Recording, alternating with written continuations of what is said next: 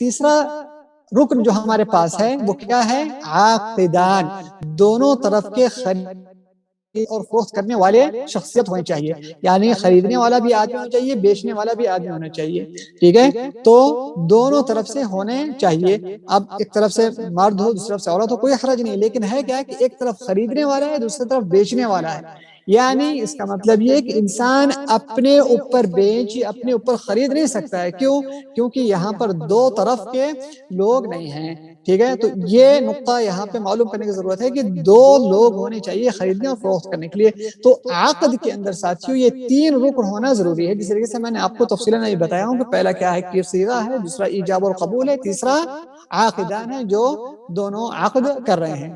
اچھا، عقد جو ہے وہ لازمی ہوتا ہے دونوں طرف سے، الا یہ کہ کچھ عقود کے اندر وہ لازمی نہیں ہوتا ہے، لیکن اصل یہ ہے کہ دونوں طرف سے وہ عقد لازم ہوتا ہے۔ اگر دونوں ارادے کی بنیاد پہ کیے ہیں اور دونوں جو ہے کہتے ہیں ایجاب اور قبول کر کے کیے ہیں، اس کے ارکان اگر پورے ہو جا رہے ہیں تو عقد کیا ہو جائے گا؟ لازم ہو جائے گا۔ یعنی آپ پیسہ 10 ریال دے رہے ہیں، 10 روپے دے رہے ہیں یا 100 روپے دے رہے ہیں، اور سامنے والا آدمی آ کر کے آپ سے اس کے مقابل میں 10 روپے آپ سے لے رہا ہے اور آپ کو 10 روپے کی بسکٹ دے رہا ہے، تو اب 10 روپے اس کا ہو جائے گا، بسکٹ آپ کا ہو جائے گا۔ تو یہاں پہ چیز منتقل ہو گئی ہے، پیسہ پہلے آپ کے پاس تھا، اب اس کے پاس چلا گیا، بسکٹ اس کے پاس تھا، اب آپ کے پاس آ گئی ہے۔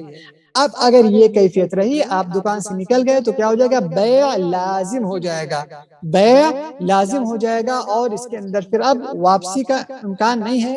اور یہ چیز جو ہے اللہ تبارک و تعالیٰ قرآن میں فرماتا ہے کہ یا ایھا الذین آمنوا اوفوا بالعقود، یا ایھا الذین آمنوا، اے وہ لوگ جو ایمان لائے ہوئے ہو، جو آپس میں عقد کر رہے ہو، جو آپس میں معاہدہ کر رہے ہو، اس کو پورا کرو، اس کو انتہا تک لے کے جاؤ۔ تو اس سے اہل علم یہ دلیل لیے ہوئے ہیں کہ جو عقود ہے اصل اس کے اندر کیا ہے؟ لازم ہے، اور اس کے اندر اصل کیا ہے؟ وجوب کا ہوتا ہے۔ اور مزید ویڈیوز کو دیکھنے کے لیے آپ ہمارے YouTube چینل کو سبسکرائب کریں۔ فجزاکم اللہ خیرا۔